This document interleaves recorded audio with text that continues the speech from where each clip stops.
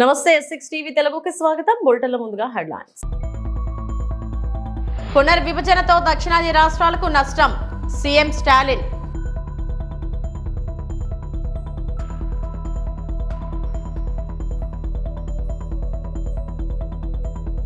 గత ప్రభుత్వంలో గ్రామ పంచాయతీలను పట్టించుకున్న పాపాన పోలేదు, రిపీట్ సీఎం పవన్ కళ్యాణ్.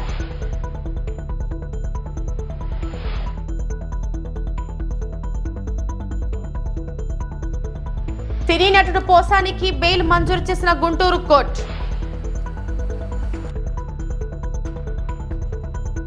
ప్రస్తుత జనాభా ప్రకారం లోక్సభ నియోజకవర్గాల పునర్విభజనతో దక్షిణాది రాష్ట్రాలకు తీవ్ర నష్టం వాటిల్లుతుందని తమిళనాడు సీఎం ఎంకే స్టాలిన్ ఆందోళన వ్యక్తం చేశారు. ఈ ప్రక్రియను ముక్త కంఠంతో వ్యతిరేకించాలని కోరారు. ఈ అంశంపై కేంద్రం ప్రకటనలు గందరగోళానికి తావిచ్చేలా ఉన్నాయని సీఎం స్టాలిన్ అన్నారు. What if we start asking 19% of South India contributes to 36% of GDP.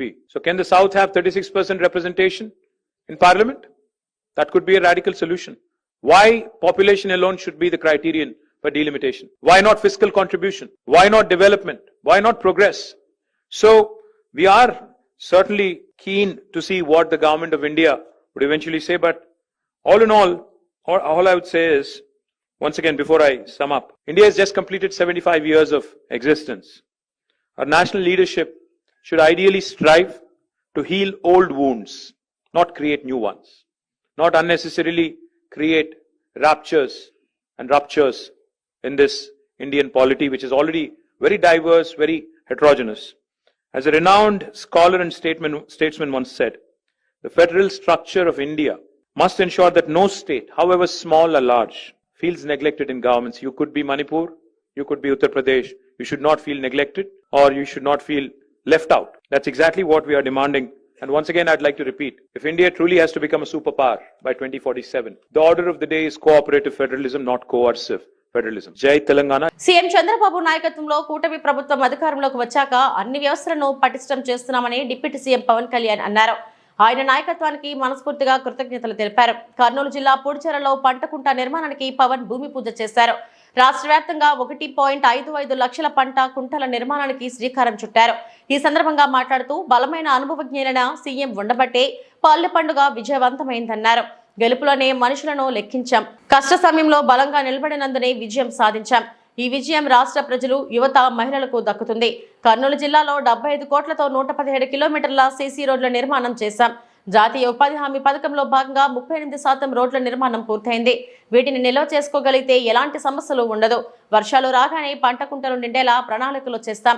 గత ప్రభుత్వంలో గ్రామ పంచాయతీలను పట్టించుకున్న పాపాన పోలేదు, వాటిని పూర్తిగా నిర్వీర్యం చేశారని డిప్యూటీ సీఎం పవన్ కళ్యాణ్ అన్నారు.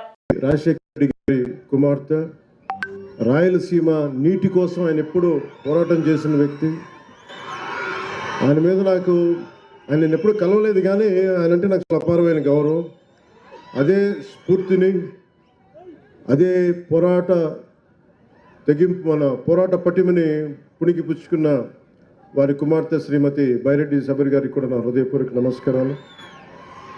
అలాగే గౌరవ నందికొట్కూరు శాసనసభ్యులు శ్రీ జయసూర్య గారికి, కోట్ల అంటే చాలా ఒక రాష్ట్రానికి, ఉమ్మడి ఆంధ్రప్రదేశ్ రాష్ట్రానికి బలమైన వ్యక్తి, బలమైన ముఖ్యమంత్రిగా పనిచేసిన వ్యక్తి, మహానాయకులు కోట్ల విజయభాస్కర్ రెడ్డి గారి కుమారులు, గౌరవ డోన్ శాసనసభ్యులు శ్రీ కోట్ల జయసూర్య ప్రకాష్ రెడ్డి గారికి నా హృదయపూర్వక నమస్కారాలు. అలాగే టీటీడీ బోర్డు సభ్యులు మన కర్నూలు నుంచి మన బల్లెల రాజశేఖర్ గారికి, గౌరవ జిల్లా పరిషత్ చైర్పర్సన్ శ్రీ ఎర్రబోతుల పాపిరెడ్డి గారికి, గౌరవ సర్పంచ్ పూడిచెర్ల శ్రీమతి లలితమ్మ గారికి, గౌరవ ఎంపీటీసీ శ్రీమతి లక్ష్మీదేవి గారికి, శ్రీ జిల్లా కలెక్టర్ రంజిత్ పాషా గారికి. అసలు ఈ కార్యక్రమాన్ని ఒక మాట ఇలా చేద్దాం సార్ అంటే భారతదేశం ఎంత గొప్పది అనడానికి, ఎక్కడో బీహార్లో పుట్టి బీహార్లో చదువుకొని ఆంధ్రప్రదేశ్కి సేవలు చేస్తున్న ఐఏఎస్ అధికారి, సీనియర్ ఐఏఎస్ అధికారి, ముఖ్య కార్యదర్శి శ్రీ శశిభూషణ్ కుమార్ గారికి, పంచాయతీరాజ్ శాఖ ముఖ్య కార్యదర్శి గ్రామీణాభివృద్ధి మరి గ్రామీణ నీటి సరఫరా ముఖ్య కార్యదర్శి వారికి నా హృదయపూర్వక నమస్కారాలు. భారతదేశం ఎంత గొప్పది అంటానికి, ఎంత మమేకమైంది అంటానికి శశిభూషణ్ గారి నిదర్శనం. బీహార్లో పుట్టి పెరిగి ఆంధ్రప్రదేశ్కి సేవలు చేసే ఒక బలమైన అధికారి. వారికి ప్రత్యేకంగా నా ధన్యవాదాలు తెలియజేసుకుంటా ఉన్నాను. అలాగే ఆంధ్రాలో పుట్టి, ఆంధ్రాలో చదువుకొని ఎక్కడో కేరళలో, దూరంగా ఉన్న కేరళలో ఐఏఎస్ ఆఫీసర్గా ఎదిగి ఆంధ్రప్రదేశ్కి ఏదైనా చెయ్యాలి అని చెప్పి 2019లో నాకు అభిమానిగానే కాదు, ఆయన రాష్ట్రానికి సేవ చేయాలనే ఒక ఐఏఎస్ అధికారిగా కృష్ణతేజ్ గారికి మనస్ఫూర్తిగా నా కృతజ్ఞతలు. ఈ రోజున మనం రోడ్లు అంటే ఇద్దరు కీలకమైన వ్యక్తులు, ఒకళ్ళు శశిభూషణ్ గారు అయితే ఇంకోళ్ళు కృష్ణతేజ గారు. ఎందుకంటే ఈరోజు మనం పల్లె పండుగ కార్యక్రమం చేసిన, జాతీయ ఉపాధి హామీ పథకాలు చేస్తున్నాం, రోడ్లు వేస్తున్నా, దీనికి ఇద్దరు పూనుకున్నారు బలంగా. నేను ఒక మాట చెప్పగలను, నేను ఒక పాలసీని ప్రవేశపెట్టగలను. కానీ కృష్ణతేజ గారు కానీ శశిభూషణ్ స్వగ్రామాల్లోనే, సొంత గ్రామాల్లోనే ఉపాధి కల్పించగలిగాం. రూపాయలని 25,000కి పెంచాం. 1 మిలియన్ క్యూబిక్ ఫీట్ నీటి నిల్వ చేసేందుకు వీలు ఉంటుంది. ఇది ప్రకాశం భూగర్భ జిల్లాలను పెంచుకోవడంతో పాటు ఉంది రైతులకి. గత వైసీపీ ప్రభుత్వంలో మంచినీటి పథకాలకు నిధులు లేవు. పాలకొల్లు మండలం లంకలకోడేరు గ్రామ మంచినీటి సరఫరా పథకం వద్ద 1.93 కోట్లతో చేపట్టనున్న రక్షిత మంచినీటి సరఫరా పథకం వసూలుకు మరియు 55 లక్షలతో చిన్నపేటలో మంచినీటి పథకాలకు శంకుస్థాపన చేసిన సందర్భంగా మంత్రి డాక్టర్ నిమ్మల రామానాయుడు మీడియాతో మాట్లాడారు. ఈ పాలనలో జల జీవన్ మిషన్ కి సంబంధించినటువంటి పనులకి రాష్ట్ర ప్రభుత్వంగా తన వాటా కూడా కట్టనటువంటి స్థితిలో మరి ఆ నిధులన్నీ కూడా నిర్వీర్యం అయిపోయినటువంటి పరిస్థితి. కేంద్రం ఇచ్చినటువంటి జల జీవన్ నిధులు కూడా పక్కదారి పట్టించినటువంటి పరిస్థితిలోనే ఈరోజు ఈ రాష్ట్రానికి ఇన్ని కష్టాలు, నీటి కష్టాలు వచ్చాయి. మళ్ళీ ఈరోజు చంద్రబాబు నాయుడు గారు, పవన్ కళ్యాణ్ గారు, నరేంద్ర మోడీ గారితో మాట్లాడి మళ్ళీ 2027 వరకు కూడా ఈ జల జీవన్ మిషన్ ని ఎక్స్టెన్షన్ చేయడం ద్వారా ఈవేళ ఈ రాష్ట్రానికి ఈ యొక్క త్రాగునీరు కోసం ఈ బెనిఫిట్స్ కలుగుతున్నాయన్న విషయాన్ని కూడా ప్రజలు గుర్తించాలని చెప్పి కూడా మీ ద్వారా అందరికీ కూడా తెలియజేసుకుంటూ, ఈవేళ ఏదైతే మనం దళిత మరి ఓడలో ఉన్నాం, ఈ ఎస్సీ పేటలో మనం ఉన్నాం, నిజంగా ఇక్కడ కనీసం త్రాగడానికి మంచినీళ్లు లేవని మరి ఇక్కడ ఉన్నటువంటి మహిళలు పెద్ద ఎత్తున మమ్మల్ని అడిగినటువంటి పరిస్థితి. మరి ఇటువంటి మహిళలు, అందులో కూడా ఎస్సీస్, మరి వాళ్ళకు కూడా మరి కనీసం మంచినీళ్ళు ఇవ్వకుండా గత 5 సంవత్సరాల్లో ఇబ్బంది పెట్టినటువంటి పరిస్థితి. ఈ రోజు మన ప్రభుత్వం వచ్చిన వెంటనే మరి వీళ్ళకి సురక్షితమైన త్రాగునీరు కోసం ఇప్పుడు 2,50,00,000 రూపాయలు ఈ గ్రామానికి నిధులు పెట్టి ఇక్కడే ఈ పేటలోని ఇప్పుడు ఓయిచార్ని మనం శంకుస్థాపన చేసుకుంటున్నామని అంటే ఆ దళితుల అభివృద్ధి పట్ల, దళితుల సంక్షేమం పట్ల ఈ ప్రభుత్వానికి ఉన్నటువంటి చిత్తశుద్ధికే ఇది ఒక నిదర్శనం అని చెప్పి కూడా తెలియజేసుకుంటూ, మరి రాబోయేటువంటి రోజుల్లో మరింత ఈ యొక్క దళిత వాళ్లకు, దళిత పేటలకు కూడా సేవ చేసేటువంటి విధంగా మరి భవిష్యత్తులో కూడా వైకాపా నేత సినీ నటుడు పోసాని కృష్ణమురళికి గుంటూరు జిల్లా కోర్టు బెయిల్ మంజూరు చేసింది. CM Chandrababu, deputy CM Pawan కళ్యాణ్లపై అనుచిత వ్యాఖ్యలు చేసినందుకు సిఐడి పోలీసులు నమోదు చేశారు. ప్రస్తుతం ఈ కేసులో పోసాని జిల్లా జైలులో రిమాండ్ ఖైదీగా ఉన్నారు. 1,00,000 చొప్పున 2 వ్యక్తుల పూచీకత్తుపై దేశం విడిచిపెట్టి వెళ్లకూడదనే నిబంధనలతో గుంటూరు న్యాయస్థానం పోసానికి బెయిల్ మంజూరు చేసింది. వారానికి 2 సార్లు సిఐడి కార్యాలయానికి వచ్చి సంతకం చేయాల్సిందిగా ఆదేశాలు జారీ చేసింది.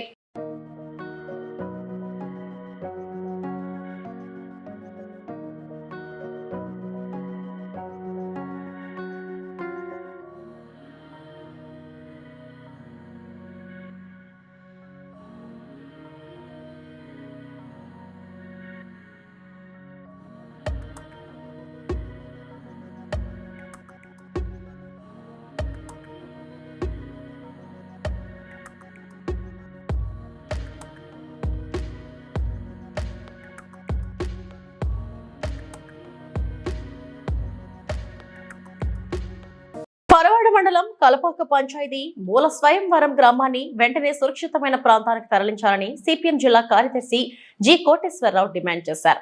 శనివారం ఆయన గ్రామంలో పర్యటించారు. ఈ సందర్భంగా మహిళలు, వృద్ధులు గ్రామంలో ఎన్టీపీసీ కాలుష్యం వలన పడుతున్న ఇబ్బందులను వివరించారు. ఈ సందర్భంగా కోటేశ్వరరావు మాట్లాడుతూ, మూల స్వయంవరం గ్రామం అత్యంత కాలుష్యకారకమైన గ్రామంగా ఉందని, వెంటనే తరలించడానికి రాష్ట్ర ప్రభుత్వం చర్యలు చేపట్టాలని ఆయన డిమాండ్ చేశారు. కిడ్నీ, చర్మ సంబంధిత, కంటి ఊపిరితిత్తులు, గుండె క్యాన్సర్ వంటి వ్యాధులతో తీవ్రమైన కాలుష్యంతో ప్రజలు అల్లాడుతున్నారని, కూటమి ప్రభుత్వం ఇచ్చిన హామీ ప్రకారం రాష్ట్ర ప్రభుత్వం వెంటనే ఈ గ్రామాన్ని తరలించాలని కోటేశ్వరరావు డిమాండ్ చేశారు. లేని పక్షంలో సిపిఎం ఆధ్వర్యంలో పెద్ద ఎత్తున ఆందోళన చేపడతామని ఆయన హెచ్చరించారు. నివాసం ఉంటున్న ఇల్లు కూడా ఈ ఉప్పునీటి వలన కప్పులు పడిపోతున్నాయని, ఇల్లులు నివాసయోగ్యం కాకుండా తయారవుతున్నాయని, వ్యవసాయం పడడం లేదని, మంచినీరు దొరకడం లేదని ప్రజలు తెలియజేస్తుంటే గుండె తరిగిపోతుందని ప్రభుత్వాలు ఇప్పటికైనా ప్రజల సమస్యలను పట్టించుకోవాలని అన్నారు. ఈ కార్యక్రమంలో శ్రీను, ఆదిలక్ష్మి, పార్వతమ్మ, పద్మ, అప్పల నరసమ్మ, గనిశెట్టి సత్యనారాయణ తదితరులు పాల్గొన్నారు. పరవాడ మండలంలోని మూల స్వయంభూవరంలో 232 కుటుంబాలు నివసిస్తున్నాయి. పక్కనే ఎన్టీపీసీ గోడ కానుకొని ఈ గ్రామం ఉంది. ఈ గ్రామంలో మొక్కంతా నల్లగా మాడిపోయి ఉన్నాయి. చుట్టూ పరిసరాలన్నీ కూడా నల్లగా మసిబొగ్గులాగా మారిపోయినాయి. ఇంటికి పైస్తున్నటువంటి సున్నాలు కలర్లు కూడా మొత్తం నల్లగా అయిపోయినాయి. ఉప్పు నీరు పడిపోతూ ఉంది. అన్నిటికీ భారతదేశాన్ని అంతటికీ వెలుగు నింపుతున్నాం మేము అనే చెప్తున్నటువంటి ఎన్టీపీసీ వాళ్ళ పక్కనే ఉన్నటువంటి మూల స్వయంభూవరం గ్రామానికి కరెంటు ఉండట్లేదు. ఆ ఉప్పు నీరు తీగల మీద పడిపోయి కరెంటు షార్టేజ్ వచ్చి చీకటిమయం అయిపోతూ ఉంది. రాత్రులు ఇక్కడ చీకటి, పగలంతా కూడా కాలుష్యం, దుమ్ము ధూళితో ఈరోజు ఇక్కడ ఉన్నటువంటి గ్రామ ప్రజలందరూ బతుకుతూ ఉన్నారు. అనేక రకాల జబ్బులు, చర్మ వ్యాధులు, అలాగనే ముఖం మీద మచ్చలు, మొత్తం కిడ్నీలు పాడైపోవటం, లంగ్స్ పాడైపోవటం, ఇలాగ అనేక రకాల జబ్బులతోటి ఇక్కడ ప్రజలందరూ కూడా సతమతం అవుతూ ఉన్నారు. ఇంత జరుగుతున్న అధికారులు, ఎమ్మెల్యేలు, అందరూ మంత్రులు వస్తున్నారు, పోతున్నారు, మీ గ్రామాన్ని తరలిస్తాం, మీకెందుకు మమ్మల్ని గెలిపించండి అని చెప్పి మొన్న ఎలక్షన్లో కూడా చెప్పారు. ఇంత తీరా గెలిచిన తర్వాత ఇక్కడ ఈ ఊరు పట్టించుకున్న నాదుడే లేడు. సిపిఎం పార్టీగా ఈ ప్రజా చైతన్యతలో భాగంగా మేము ఈ గ్రామంకి వచ్చాం. మొత్తం గ్రామంలో ఉన్నటువంటి పరిస్థితులన్నీ కూడా పరిశీలించడం జరిగింది. చాలా దారుణమైన పరిస్థితులు ఈ కుటుంబాలు ఇక్కడ బతుకుతూ ఉన్నాయి. తక్షణం ఈ గ్రామంలో ఉన్నటువంటి ప్రజలకి నష్టపరిహారం చెల్లించి గ్రామాన్ని తరలించి ఇక్కడ పంటలు నష్టపోయిన వాళ్ళకి, మొక్కలు నష్టపోయిన వాళ్ళందరూ కూడా నష్టపరిహారం చెల్లించాలని చెప్పి సిపిఎం పార్టీగా డిమాండ్ చేస్తున్నాం. దానిలో భాగంగా రేపు 24వ తారీఖున పరవాడ ఎంఆర్ఓ ఆఫీస్ దగ్గర మొత్తం గ్రామ ప్రజలందరితో కూడా పెద్ద ఎత్తున మహాధర్నా నిర్వహిస్తున్నాం. ఈ గ్రామాన్ని అధికారులు వెంటనే సర్వే చేసి నష్టపరిహారం విలువ కట్టి తక్షణం ఈ గ్రామాన్ని తరలించాలని, లేకపోతే ఈ గ్రామంలో ఉన్నటువంటి పిల్లలు కానీ, ముసలి వాళ్ళు కానీ, పెద్దవాళ్ళు కానీ, యువకులు కానీ అందరూ అనారోగ్యం పాలయ్యేటువంటి పరిస్థితి ఉంటుంది. ఇంత దారుణమైన పరిస్థితి రాష్ట్రంలో ఏ గ్రామంలో ఉండదనేటువంటిది మేము సిపిఎం పార్టీగా భావిస్తున్నాం. తక్షణ అధికారులు స్పందించాలని చెప్పి మేము డిమాండ్ చేస్తా ఉన్నాం. కృష్ణా జిల్లా అవనిగడ్డలో ఆపరేషన్ గరుడ, మెడికల్ షాపులలో విజిలెన్స్ అధికారుల తనిఖీలు. ప్రిస్క్రిప్షన్ లేకుండా మందులు విక్రయిస్తున్న షాపులపై చర్యలు. రాష్ట్రంలో గంజాయి, మాదక ద్రవ్యాల నిర్మూలన కోసం రాష్ట్ర ప్రభుత్వం ఏర్పాటు చేసిన గరుడ టీం బృందం అవనిగడ్డలోని మెడికల్ షాపులలో తనిఖీలు చేపట్టింది. Vigilance and enforcement IG Ravikrishna నేతృత్వంలో విజిలెన్స్ ఎస్పీ కె నగేష్ బాబు బృందం మెడికల్ షాపులలో మందులకు సంబంధించిన రికార్డులను, స్టాక్ ను పరిశీలించి షాపు నిర్వహణలో అనేక లోపాలు ఉన్నట్లు గుర్తించి అనుమతులు లేకుండా నిల్వ ఉంచిన హ్యాబిట్ ఫార్మింగ్ డ్రగ్స్, నిద్ర మాత్రలు, ఆల్ఫ్రాజోలం, రెస్టిల్, ట్రెమ్డల్ వంటి మందులను స్వాధీనపరుచుకున్నారు. ఈ సందర్భంగా ఐజీ రవికృష్ణ మాట్లాడుతూ అవనిగడ్డలోని భార్గవ మెడికల్స్ లో సుమారు 55,000 రూపాయల మందులను స్వాధీనపరుచుకున్నట్లు తెలిపారు. డాక్టర్ ప్రిస్క్రిప్షన్ లేకుండా మందులు విక్రయిస్తే కఠిన చర్యలు తీసుకుంటామని తెలిపారు.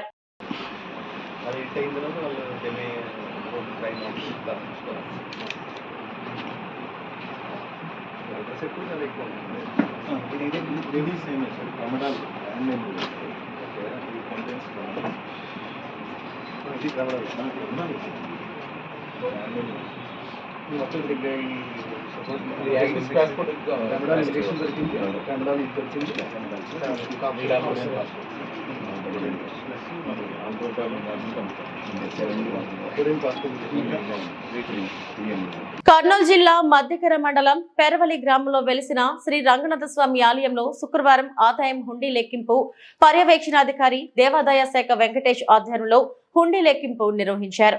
శ్రీ రంగనాథ స్వామి 2025 వార్షిక బ్రహ్మోత్సవాలను పురస్కరించుకొని తాత్కాలిక, శాశ్వత హుండీ, సేవా టికెట్స్ మరియు శ్రీ స్వామివారి చదివింపులు చేపట్టిన హుండీ లెక్కింపు ద్వారా 21,25,673 రూపాయలు వచ్చినట్లు ఆలయ కార్యనిర్వహణాధికారి వీరయ్య తెలిపారు. ఈ సందర్భంగా ఆలయ కార్యనిర్వహణాధికారి వీరయ్య మాట్లాడుతూ శ్రీ స్వామివారి చదివింపుల ద్వారా 3,56,329 రూపాయలు, సేవా టికెట్స్ ద్వారా 2,55,405 రూపాయలు, శాశ్వత హుండీ ద్వారా 5 నెలలకు గాను 7,25,691 రూపాయలు, తాత్కాలిక హుండీ ద్వారా 7,88,248 రూపాయలు వచ్చినట్లు వివరించారు. 2025 వార్షిక బ్రహ్మోత్సవాల సందర్భంగా శ్రీ రంగనాథ స్వామి దేవస్థానంకు 21,25,673 రూపాయలు ఆదాయం వచ్చిందని కార్యనిర్వహణాధికారి వీరయ్య తెలిపారు. కార్యక్రమంలో గ్రామ ప్రజలు, శ్రీ రంగనాథ స్వామి సేవా సమితి పెరవలి వారు, శ్రీ బ్రహ్మరాంబిక సేవా సమితి వారు, అర్చకులు, రంగస్వామి పోలీస్ సిబ్బంది, బ్యాంక్ సిబ్బంది పాల్గొన్నారు.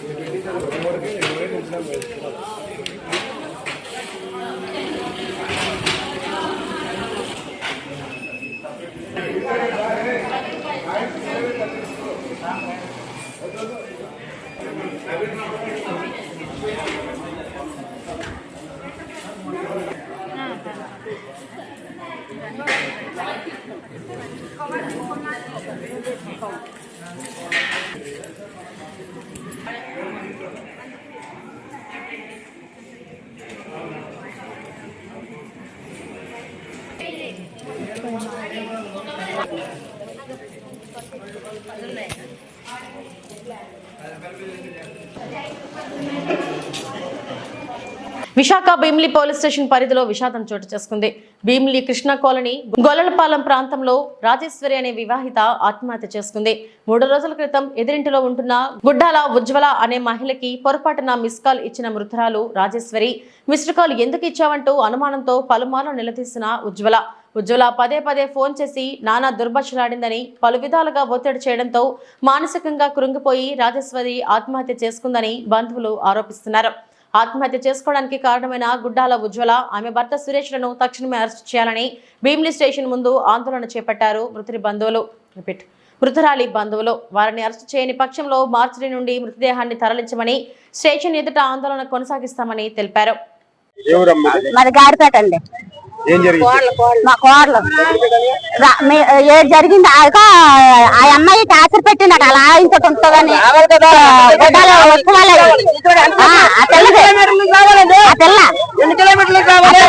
టార్చర్ పెట్టిందట కాదు. ఒక్క బెదిరింపు కాలు వల్ల ఇది హత్య, ఇది ఆత్మహత్య అయితే కాదు. ఒక్క బెదిరింపు కాలు వల్ల ఇది హత్య చేశారు. ఇది ఆత్మహత్య అయితే ఇట్ పాసిబుల్. ఓకేనా? ఆత్మహత్య కాదు, ఇది హత్య, పబ్లికంగా హత్య. ఒక్క బెదిరింపు కాలుతో ఆత్మహత్య అనేది ఎవరు చేసుకోరు. ఇది అర్థమవుతుందా? ఒక్క బెదిరింపు కాలుతో అనేది ఆత్మహత్య ఎవరు చేసుకోరు. ఇది హత్య, పబ్లికంగా నేను చెప్తాను, ఇది హత్య. మరిదికి అందరూ కూడా ఫోన్ చేసి అరెస్ట్ చేసి పోలీసులు న్యాయం చేస్తూ ఉంటున్నారు. ఇంకా రాత్రి నుంచి ఉంటున్నాం, ఇప్పటి వరకు తీసుకురాలేదండి. ఇంకా ఏమంటే ప్రెగ్నెంట్ ఉంది అంటున్నారు. మరి గాడిపేట అండి. మా కోడలు ఏడు జరిగింది.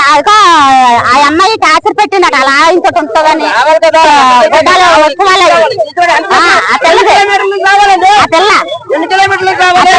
టార్చర్ పెట్టిందట కాదు. ఒక్క బెదిరింపు కాలు వల్ల ఇది హత్య, ఇది ఆత్మహత్య అయితే కాదు. ఒక్క బెదిరింపు కాలు వల్ల ఇది హత్య చేశారు. ఇది ఆత్మహత్య అయితే ఇట్ పాసిబుల్. ఓకేనా? ఆత్మహత్య కాదు, ఇది హత్య, పబ్లికంగా హత్య. ఒక్క బెదిరింపు కాలుతో ఆత్మహత్య అనేది ఎవరు చేసుకోరు. ఇది అర్థమవుతుందా? ఒక్క బెదిరింపు కాలుతో అనేది ఆత్మహత్య ఎవరు చేసుకోరు. ఇది హత్య, పబ్లికంగా నేను చెప్తాను, ఇది హత్య.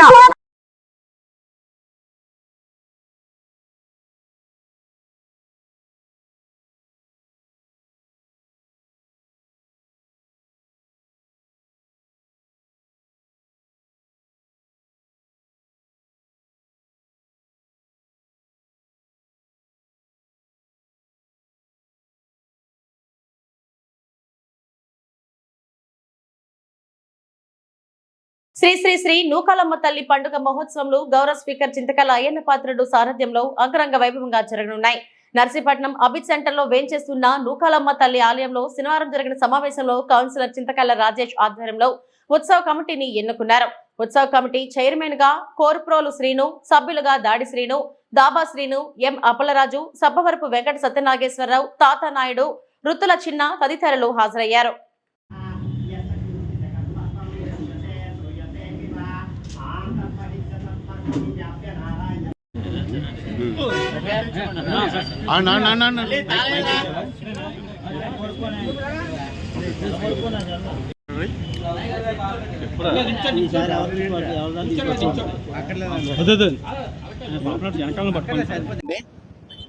ఈరోజు మన గ్రామ దేవత నూకాలం తల్లి ఉత్సవ కమిటీ వేయడం జరిగింది.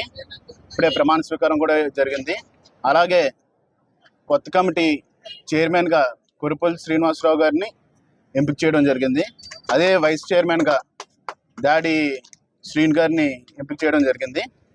దాని తర్వాత మెంబర్స్గా వీళ్ళందరూ ఇక్కడ ఉండే వాళ్ళందరినీ కూడా ఎంపిక చేయడం జరిగింది. ఇది వచ్చేసి మళ్ళీ ఈరోజు 22వ తారీఖున మన నూకాలం తల్లి పండగ ప్రారంభం అంటే గరగలు తీయడం. ఈరోజు 22వ తారీఖు సాయంత్రం 8 గంటల నుంచి గరగలు తీయడం అండి. దాని తర్వాత 24వ తేదీన రెండో జాగారం ఉంటుంది. దాని తర్వాత 27న పెద్ద జాగారం ఉంటుంది. అది వచ్చేసి తెల్లవారుజామున వరకు జరుగుతుంది. అది మీ అందరికీ తెలిసిన విషయమే. మరి సంబరం వచ్చేసి 28వ తారీఖున సాయంత్రం 4 గంటల నుంచి స్టార్ట్ అవుతుందండి. 4 గంటల నుంచి స్టార్ట్ అయ్యి 28వ తారీఖు సాయంత్రం మన స్టేడియంలోని పెద్ద ప్రోగ్రాం ఉంటుంది. ఆ ప్రోగ్రాం పెట్టాలండి. ఆ ప్రోగ్రాం పెట్టడం జరుగుతుంది. దాని తర్వాత 27న ఒక బుర్ర కథ మన నూకాలం తల్లి గుడెదురుగా ఒక స్టేజ్ షో ఉంటుందండి. దాని తర్వాత వచ్చేసి ఇది ఇలాగా ఉండగా మళ్ళీ బాణసంచ కార్యక్రమం కూడా ఉంటుంది 28వ తారీఖున. ఇలాగా ప్రతిది కూడా ఘనంగా జరగాలని చెప్పేసి దానికి వచ్చేసి కమిటీ మెంబర్లు కరెక్ట్గా చేస్తారని ఆశిస్తూ గ్రాండ్గా చేయాలని చెప్పేసి కోరుకుంటున్నాను.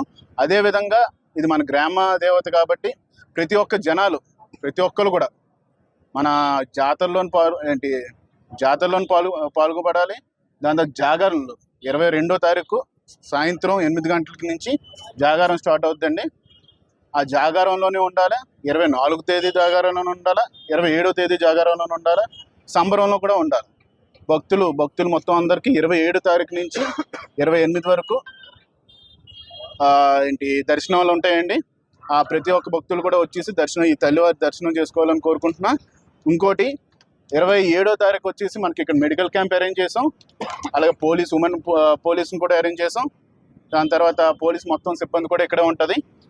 27, 28 మొత్తం అంతా చూసి మొత్తం అంతా ఏ కష్టాలు రాకుండా వాటర్ ప్యాకెట్స్, మజ్జిగ ప్యాకెట్లు, పులిహోర ఇవన్నీ కూడా మేము ఏర్పాటు చేయడం జరిగిందండి. ఇవన్నీ కూడా ప్రసాదాలు కూడా తీసుకొని మీరు ఆదోని మండలం హానవాలు గ్రామంలో సిపిఎం పార్టీ చేపట్టిన ప్రజా చైతన్య యాత్రలో భాగంగా ఈ రోజు గ్రామంలో గ్రామ ప్రజలను సమస్యలు అడిగి తెలుసుకున్నారు. ఈ సందర్భంగా సిపిఎం పార్టీ మండల కార్యవర్గ సభ్యులు బి వీరారెడ్డి, జె రామాంజనేయులు, మండల కమిటీ సభ్యుడు భాషలు మాట్లాడుతూ గత 20 సంవత్సరాల క్రితం మట్టి వేసి రెడీ చేసినటువంటి ఆ యొక్క దారిని ఇప్పటి వరకు బాగు చేయకపోవడం చాలా దురదృష్టకరమని, ఆ రోడ్డు వెంబడి సుమారు 350 ఎకరాల వరకు ఉన్నాయి. ఆయకట్టు దారి వెంబడి పండించిన పంటను తీసుకురావడానికి, అదేవిధంగా పంటకు అవసరమయ్యే ఎరువులు, వ్యవసాయానికి సంబంధించినటువంటి పరికరాలు తీసుకోవడానికి చాలా ఇబ్బందికరంగా ఉందని, అన్నపోయే సమయంలో ఆటో ట్రాక్టర్లు బోల్తపడిన సందర్భాలు కూడా ఉన్నాయన్నారు. బాగు చేయాలని సిపిఎం పార్టీకి ఎన్నోసార్లు విన్నవించుకున్నా అధికారుల దృష్టికి తీసుకొచ్చినా పట్టించుకునే పరిస్థితి లేదు. కాబట్టి ఖచ్చితంగా ప్రభుత్వం, పాలకులు దీనిపై శ్రద్ధ వహించి ఆయకట్టు దారి బాగు చేయాలని కోరారు. విద్యార్థికి మేము 15,000 రూపాయలు ఇస్తామని చెప్పారు. ఎంతమంది పిల్లలు ఉంటే అంతమంది పిల్లలకు అమ్మఒడి ఇస్తామని చెప్పారు. రైతు భరోసా సకాలంలోనే మేము వచ్చిన వెంటనే కూడా ఇస్తామని చెప్పారు. అదే సూపర్ 6 పథకాలు అనేక రంగాల్లో మీరు ఇస్తామని చెప్పి మీరు చెప్పారు. మరి ఈరోజు ఏం చేస్తూ ఉన్నారు? ఒక్క పథకం అంటే ఒక పథకం కూడా అమలు కాలే ఈరోజు. మరి ఏ పథకాలు అమలు చేస్తూ ఉన్నారు మీరు? సంవత్సరం దాటిపోయింది, 1,20,000 కోట్లు అప్పు తెచ్చారు.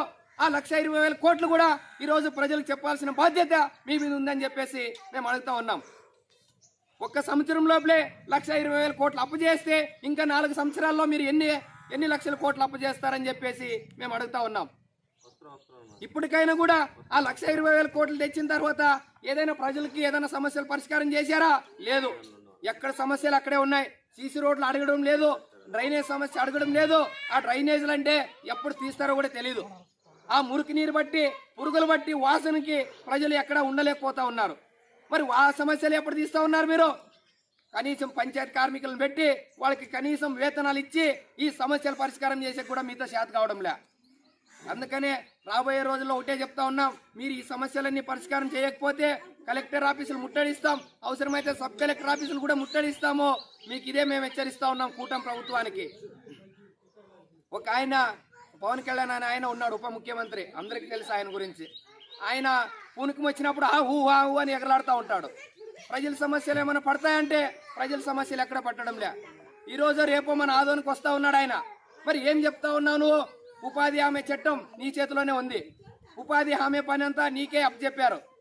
మరి ఈ రోజు వరకు 12 వారాలు అయితే కూడా ఇప్పుడు వరకు ఉపాధి కూలీలకి బిల్లులు పడలేదు. మరి మీరు ఏం చేస్తా ఉన్నాను ఉప ముఖ్యమంత్రిగా ఉండి? ఆ రోజు ఏం చెప్పావు? చదువుకున్నటువంటి నిరుద్యోగులకి నెలకి 3,000 రూపాయలు వృత్తి ఇప్పిస్తామన్నావు. ఈ రాష్ట్రంలో ఉన్నటువంటి యువకులకంతా 20 లక్షల ఉద్యోగాలు ఇస్తామని చెప్పావు. ఈ రోజు వరకు ఈ అనువాడ గ్రామంలో కనీసం ఒక ఉద్యోగం అని ఇచ్చావా? ఈ ఆదోని మండలంలోనైనా ఒక ఉద్యోగం అని ఇచ్చావా అని మేము ఈరోజు సిపిఎం పార్టీకి అడుగుతా ఉన్నాం. అందుకని అయ్యా ఉప ముఖ్యమంత్రి గారు, ఈ కూటమి ప్రభుత్వంలో ఉన్నటువంటి ముఖ్యమంత్రులు అందరూ కూడా మీరు తెలియాల్సింది ఒకటే, ఈరోజు ప్రజల సమస్యలు మీకు పట్టడం లేదు, మీ సొంత ప్రయోజనాల కోసమే ఈరోజు ముందుకు పోతా ఉన్నారని చెప్పి మేము సిపిఎం పార్టీగా భావిస్తూ ఉన్నాం. రాబోయే రోజుల్లో ఇట్లాంటివి మానుకోండి, లేకపోతే గనక గత ప్రభుత్వానికి పట్టినటువంటి గతి మీకు కూడా పడుతుందని చెప్పేసి హెచ్చరిస్తూ ఉన్నాం. అందుకనే ఈ కార్యక్రమాలన్నీ కూడా సిపిఎం పార్టీ ఇవి ఇప్పటివరకు నా బులెటిన్ అప్డేట్స్. నమస్తే.